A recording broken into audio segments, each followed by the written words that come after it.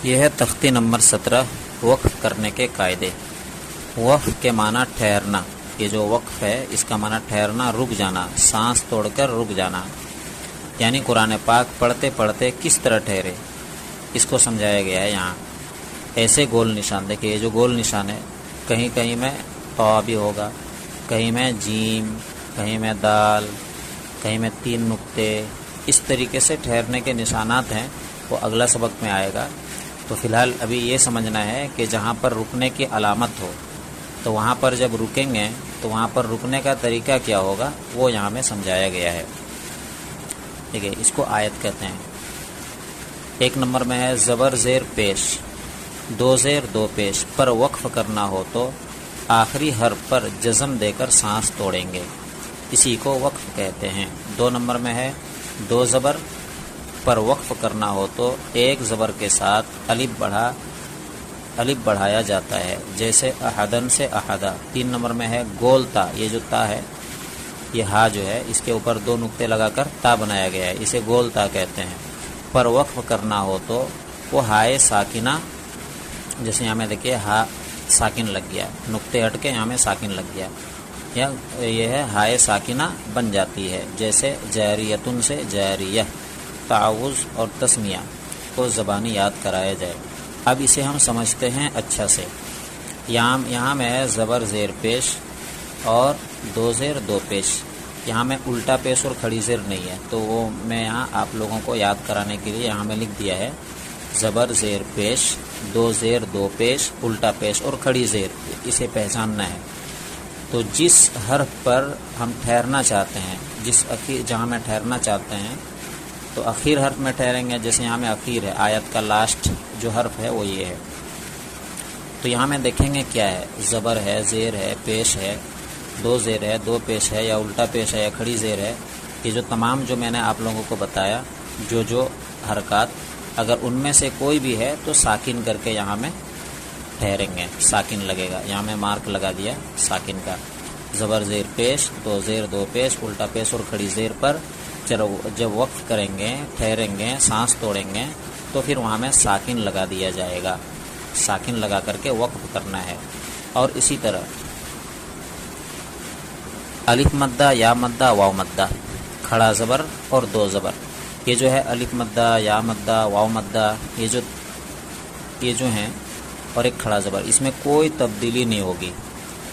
جہاں کہیں بھی ہم آیت کریں گے جو آخری جو حرف ہوگا اس پر اگر الف مدہ لگ جائے، یا مدہ لگ جائے، یا واو مدہ لگ جائے، یا اس حرف پر جس پر ہم آیت کرنے والے ہیں اس پر کھڑا زبر ہو تو پھر ان میں کوئی تبدیلی نہیں ہوگی، 1 الف کے برابر کھینچ کر وہاں میں آیت کرنا ہے، وقف کرنا ہے۔ یہاں میں 2 زبر، تو 2 زبر میں یہاں میں بتایا گیا کہ 1 زبر کے ساتھ الف کو لگا کر الف مدہ بنا کر وقف کرتے ہیں۔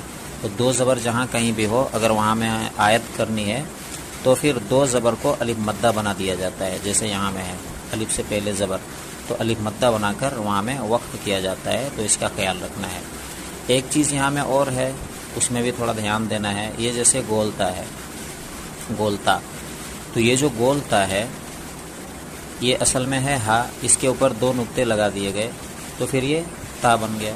اب یہ جو تا ہے جب اس پر وقف کریں گے، آیت کریں گے، یعنی جہاں میں ہم ٹھہرنے والے ہیں اس کے اخیر میں جہاں میں ہم سانس توڑنے والے ہیں وہ اخیر حرف کیا ہے، یہ ہا ہے، اس کے اوپر 2 نقطے لگا کر کے تا بنایا گیا۔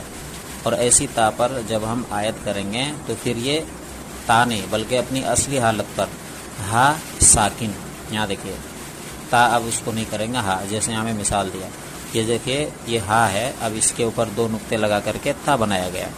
جب اس پر آیت کریں گے، جاریتن ہے اصل میں، جب اس پر آیت کریں گے تو آیت کرنے کی وجہ سے یہاں میں دیکھیے ساکن لگ گیا، جاریتن سے جاریہ، نقطے ہٹ کے یہاں میں ساکن لگ گیا۔ تو اسے ذہن میں رکھنا ہے، جب بھی گول تا پر آیت کریں گے تو وہاں میں ہائے ساکنہ کے ساتھ وقف کرنا ہوگا، تو اسے ذہن میں رکھنا ہے۔ ایک چیز یہاں اور ہے جو میں بتا دیتا ہوں، اگلا سبق میں ہے، لیکن ابھی یہیں سمجھ لیجئے تاکہ اگلا سبق میں لکھا ہوا نہیں ہے۔ تو یہاں میں دیکھیے یا مدہ ہے، یا ساکنہ، اس سے پہلے زیر ہے تو یا مدہ ہو گیا۔ اسی طرح کہیں میں دیکھیے الف مدہ رہے گا، مثال کے طور پر جہاں کہیں میں بھی اگر الف مدہ ہو تو حروف مدہ کے بعد جیسے الف مدہ یا مدہ واو مدہ، اگر ان تین جو حروف مدہ ہیں، حروف مدہ تین ہیں، تو یہاں میں یا مدہ ہے، کہیں میں الف مدہ ہو، کہیں میں واو مدہ ہو، اس کے بعد والا حرف پر اگر ساکن کرنے کی وجہ سے، وقف کرنے کی وجہ سے، یعنی ٹھہرنے کی وجہ سے، سانس توڑ کر رکنے کی وجہ سے اگر ساکن لگ رہا ہو تو پھر اسے مد عارض وقفی کہتے ہیں۔ اس کو ذہن میں یاد رکھنا ہے، ذہن میں رکھنا ہے کہ مد عارض وقفی، مد عارض وقفی اسے کہتے ہیں مد عارض وقفی۔ تو اسے ایک یہاں جو مد عارض وقفی ہے یا اور جگہ میں جب مد عارض وقفی ہوگا یعنی وقف کرنے کی وجہ سے مد کیا جائے گا تو وہاں کتنا کھینچ کر پڑھیں گے، تو اس کتاب کے مطابق دیکھتے ہیں کہ کتنا کھینچنا ہے۔ یہاں میں دیکھیے ہے مد عارض وقفی، حرف مد کے بعد سکون وقف کی وجہ سے ہو، جیسے تکذبان اور یعلمون۔ یہاں دیکھیے الف مدہ، الف مدہ کے بعد یہاں نون میں جو ساکن لگ رہا ہے یہ وقف کرنے کی وجہ سے لگ رہا ہے، تو یہاں مد عارض وقفی ہو گیا۔ یہاں واو مدہ ہے، واو مدہ کے بعد نون پر ساکن لگ رہا ہے وقف کرنے کی وجہ سے۔ یہاں میں دیکھیے یا مدہ ہے، یہاں میں بھی نون پر ساکن ہو رہا وقف کرنے کی وجہ سے، تو یہاں میں بھی مد عارض وقفی، یہاں میں بھی مد عارض وقفی اور یہاں میں بھی مد عارض وقفی، اور بھی ہو سکتا ہے۔ تو یہاں تین الفی یعنی طول بہتر ہے، تین الف کے برابر والا طول بہتر ہے، پھر توسط یعنی دو الف کی مقدار، پھر قصر کہتے ہیں ایک الف کے برابر کو۔ تو یہاں میں تینوں جائز ہے لیکن طول زیادہ بہتر ہے۔ اس کے بعد کا نمبر ہے توسط یعنی دو الف کے برابر، پھر قصر کا درجہ ہے۔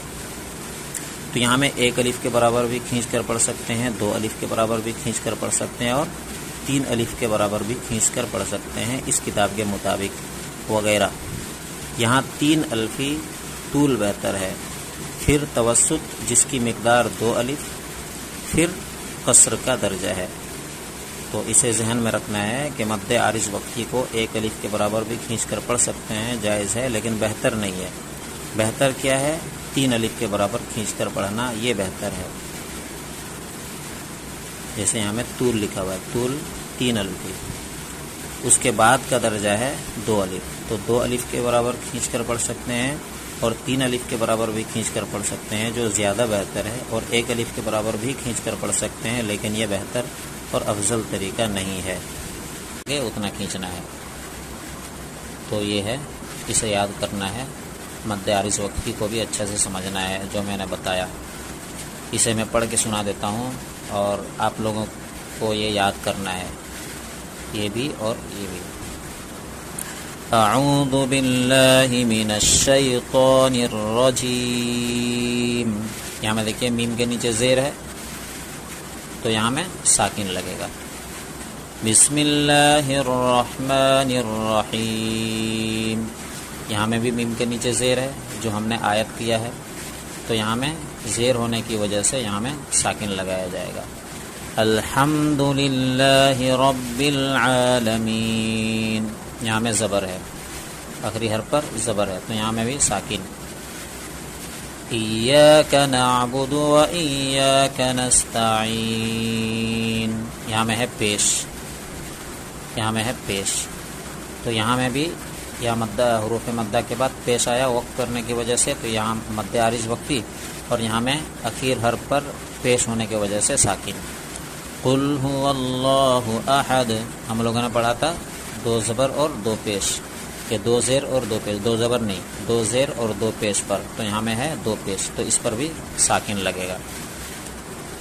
قل هو اللہ احد ان اللہ ان مع العسر یسرا، یہاں دیکھیے دو زبر ہے، یہ دو زبر یہاں میں تھا، یہ دیکھیے دو زبر، تو یہاں میں دو زبر پر وقف کریں گے تو یہاں میں الف مدہ کے ساتھ وقف کرنا ہے، دو زبر جہاں بھی ہو وہ ہمیں الف مدہ بنا کر کے آیت کیا جاتا ہے، جیسے ان مع العسر یسرا، یہاں میں فیہا عین جاریہ، یہاں پر گول تا کی مثال، یہاں دیکھیے اصل میں ہے دو نقطہ لگا کر کے اس کو تا بنایا گیا. جب اس پر آیت کریں گے تو پھر یہ تا نہیں بلکہ یہاں پر پھر اپنی اصلی حالت پر ہائے ساکنہ کے ساتھ اس کو وقف کرنا ہے. جیسے فیہا عین جاریہ، جاریتن ہے، جاریہ یہاں میں نہیں کھینچیں گے اس لیے کہ یہاں میں حروف مدہ نہیں ہے. حروف مدہ کے بعد میں اگر وقف کرنے کی وجہ سے ساکن لگے تب وہاں میں کھینچنا ہے، نہیں تو نہیں. تسقی من عین آنیہ، یہاں میں بھی دیکھیے یہ گولتا ہے، اس کے نیچے دو زیر ہے، یہاں میں بھی ساکن لگے گا تو یہ ہا بن جائے گا. لا تسمع فیہا لاغیہ، یہاں میں بھی دیکھیے گولتا ہے، یہ تا کی شکل دیکھیے اصل میں تا ہے، یہ گولتا ہے. ہا کو جب تا دو نقطے لگا کر کے تا بنایا جاتا ہے تو اسے گولتا کہتے ہیں. تو یہاں میں بھی دو زبر، یہاں میں بھی یہ گولتا کی وجہ سے دو زبر تو ہے لیکن ہے یہ گولتا. یہ گولتا کے علاوہ اگر کسی پر دو زبر ہو تب وہاں میں الف مدہ بنا کر کے آیت کریں گے، نہیں تو کہیں نہیں. یہاں میں ہے گولتا، یہاں میں ساکن لگے گا. جیسے لا تسمع فیہا لاغیہ. تو یہاں میں ایک قاعدہ یہ بھی یاد رکھنا ہے کہ ہم لوگوں نے ابھی قاعدہ پڑھا کہ جب کسی حرف پر دو زبر ہو اور اس پر آیت کرنا ہو تو الف مدہ کے ساتھ آیت کرتے ہیں، لیکن یہاں میں دو زبر تو ہے لیکن یہاں میں گولتا ہے. تو گولتا میں جب بھی وقف کریں گے تو وہاں میں ہائے ساکنہ بن کر آیت کریں گے، ہائے ساکنہ کے ساتھ آیت کریں گے. تو یہاں میں دو زبر تو ہے لیکن یہاں میں ہائے ساکنہ گولتا ہے جس کی وجہ سے یہاں میں ساکن لگے گا. دو زبر والا قاعدہ اس تا پر نہیں چلے گا بلکہ اس کے علاوہ چاہے جو بھی حرف ہو اس پر الف مدہ بنا کر کے آیت کریں گے.